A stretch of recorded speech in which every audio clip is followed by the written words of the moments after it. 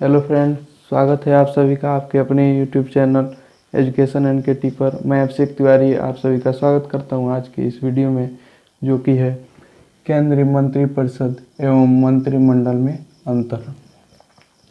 ये कॉन्स्टिट्यूशन का चैप्टर है और इस टॉपिक से एसएससी, रेलवे या जीके रिलेटेड जितने भी एग्ज़ाम होते हैं इसमें प्रश्न पूछे जाते हैं।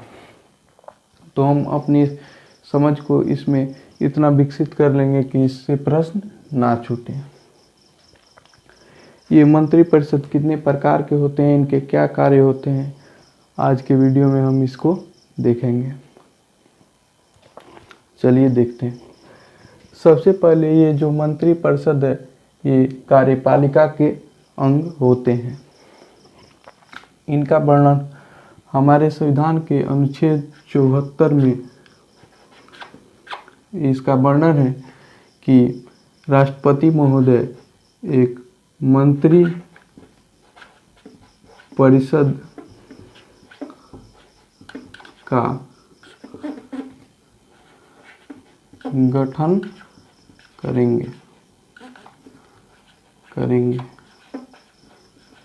ये अनुच्छेद 74 में इसका वर्णन है तथा अनुच्छेद 75 में है कि इनके प्रमुख हेड के रूप में प्राइम मिनिस्टर होंगे। ठीक है, 74 में है कि राष्ट्रपति महोदय मंत्रिपरिषद का गठन करेंगे और 75 में है इनके हेड के रूप में प्राइम मिनिस्टर होंगे। इसके अलावा हमारे यहाँ संसदीय शासन व्यवस्था को एडॉप्ट किया गया है, जिसमें एक नाम मात्र के राष्ट्रपति होते हैं। नाम मात्र के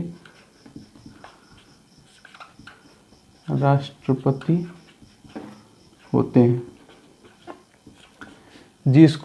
जिनको शक्तियां तो बहुत प्राप्त है, लेकिन वो इन शक्तियों का प्रयोग अकेले नहीं करते, बल्कि वो प्राइम मिनिस्टर के साथ और मंत्रिपरिषद के साथ इन शक्तियों का प्रयोग करते हैं। तो राष्ट्रपति की जो भी शक्तियां हैं वो डायरेक्टली प्राइम मिनिस्टर के पास ट्रांसफ़र हो जाती है और इनडायरेक्टली मंत्रिपरिषद के पास ट्रांसफ़र हो जाती है। तो कार्यपालिका के हेड तो राष्ट्रपति होते हैं, लेकिन अगर एक्चुअल हेड की बात करें तो वो हो जाते हैं प्राइम मिनिस्टर। ठीक है, तो अनुच्छेद 74 में राष्ट्रपति मंत्रिपरिषद का गठन करेंगे, 75 में प्राइम मिनिस्टर होंगे और ये राष्ट्रपति की जितनी भी शक्तियां हैं इसका प्रयोग प्राइम मिनिस्टर और मंत्रिपरिषद अपने हिसाब से करेंगे।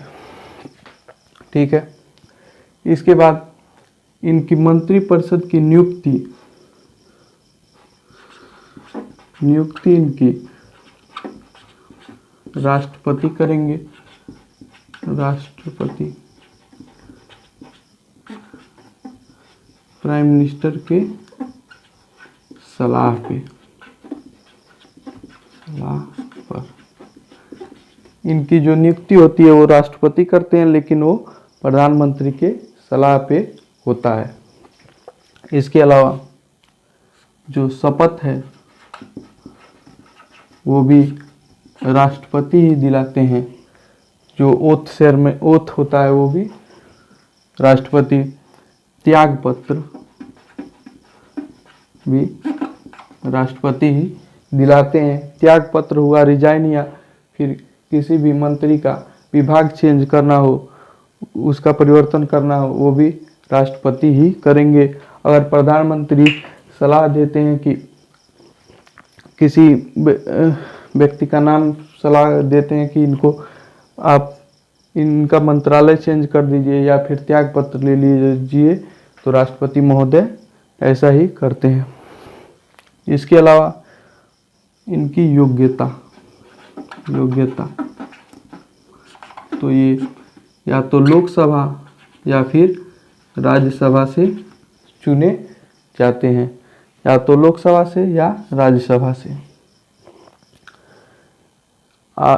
बहुत से अगर लोकसभा का चुनाव होता है और कोई ऐसा व्यक्ति जो मंत्री बनने योग्य है अगर हार जाता है, तो अगर वो लोकसभा से हार जाता है तो उसको राज्यसभा से भेजा जा सकता है, लेकिन 6 महीने के अंदर उसको लोकसभा या राज्यसभा किसी एक का मेंबर बनकर दिखाना होगा। आपने सुना होगा कि डॉक्टर मनमोहन सिंह हमारे जो पूर्व प्रधानमंत्री थे वो 2 बार राज्यसभा से ही चुने गए थे, या फिर मुख्तार अब्बास नकवी जो इस समय हैं वो भी राज्यसभा से हैं। ठीक है, इसके बाद उत्तरदायित्व। इनका उत्तरदायित्व किसके प्रति होता है? लोकसभा के प्रति, क्योंकि ये जनता का सदन होता है और यही जनता का लोकप्रिय सदन होता है और ये यहीं से चुने जाते हैं, तो इनका उत्तरदायित्व लोकसभा के प्रति होता है।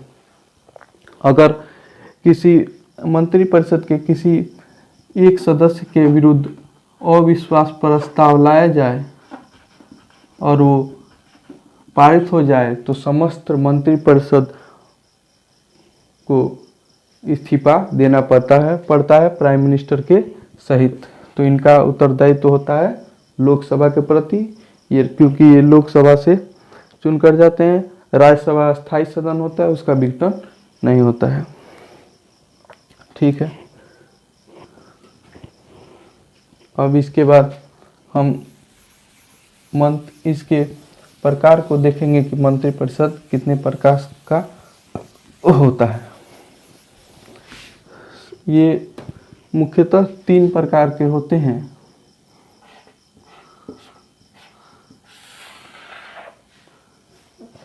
ये कैबिनेट मंत्री,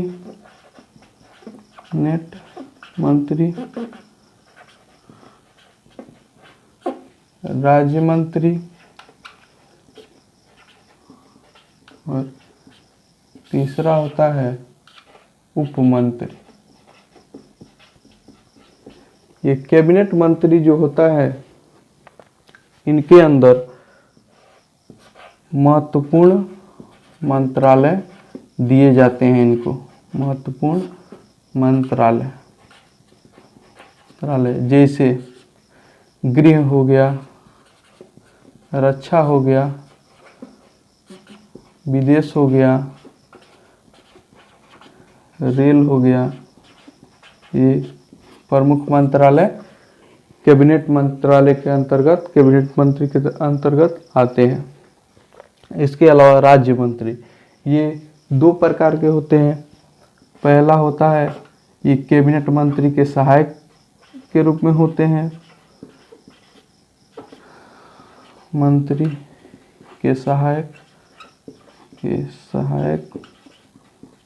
और दूसरा होता है स्वतंत्र प्रभार, फ्री इंचार्ज। तो जो राज्य मंत्री हैं वो 2 प्रकार के होते हैं, पहला कैबिनेट मंत्री के सहायक के रूप में और दूसरा स्वतंत्र प्रभार। और उप मंत्री जो होता है ये प्रशासनिक कार्यों को देखते हैं, प्रशासनिक कार्य को देखते हैं। तो यहाँ से आप तीनों मंत्रियों को समझे होंगे। कैबिनेट मंत्री के अंतर्गत महत्वपूर्ण मंत्रालय, गृह, रक्षा, विदेश, ये सब कैबिनेट मंत्री कहते हैं। राज्य मंत्री 2 रूप में, कैबिनेट मंत्री के सहायक और दूसरा स्वतंत्र प्रभार, और उप मंत्री प्रशासनिक कार्य के लिए होते हैं। तो ये हो गया। अब होता है कि ये जो मंत्रिपरिषद के जितने भी सदस्य हैं इनकी संख्या कितनी होगी। तो इनकी संख्या जो लोकसभा के कुल सदस्य चुने जाते हैं जो 545 होते हैं उसका 15% होना चाहिए। ये हमारे संविधान के 91 संविधान संशोधन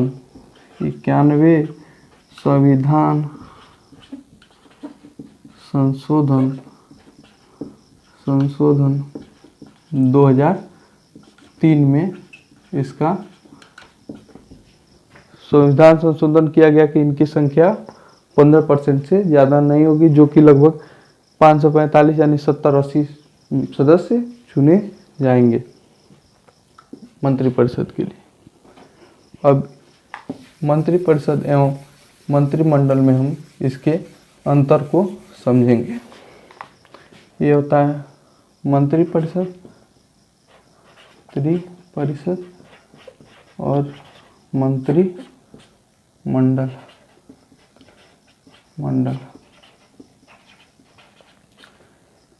इसमें जो है प्राइम मिनिस्टर होते हैं, उसके बाद कैबिनेट मंत्री,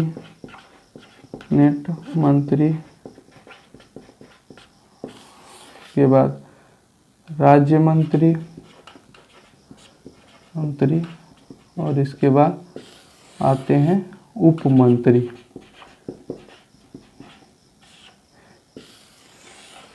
ये ऐसे होते हैं, जबकि मंत्रिमंडल में प्राइम मिनिस्टर और कैबिनेट मंत्री होते हैं। कैबिनेट मंत्री ठीक।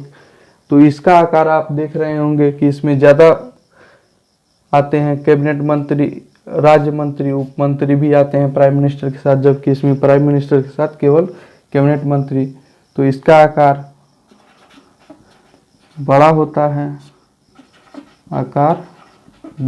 है, इसका आकार छोटा होता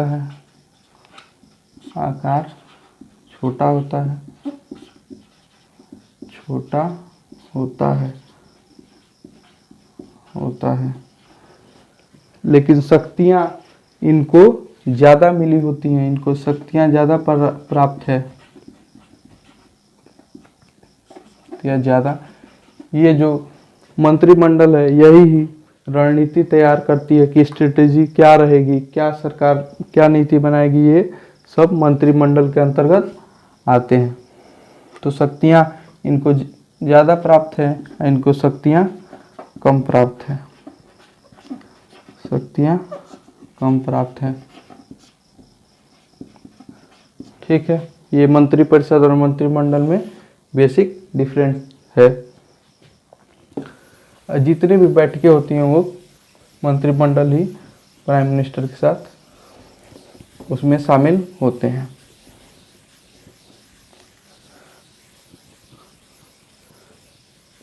ठीक, और इनके अब हम कार्य को देखेंगे कि इनके कार्य क्या होते हैं। उनके कार्य हुए, पहला राष्ट्रपति की सहायता करना,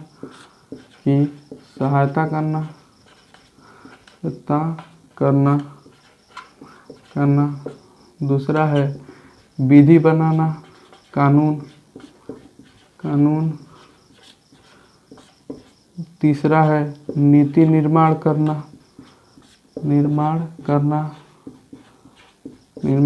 चौथा है बजट पेश करना। ये सब मंत्रिपरिषद के कार्य होते हैं। वैसे तो और भी बहुत सारे कार्य हैं, लेकिन ये प्रमुख कार्य होते हैं। तो उम्मीद करता हूँ कि ये आपको मंत्रिमंडल और मंत्रिपरिषद पसंद आया होगा। अगर वीडियो पसंद आए तो लाइक, कमेंट, सब्सक्राइब जरूर करें। धन्यवाद।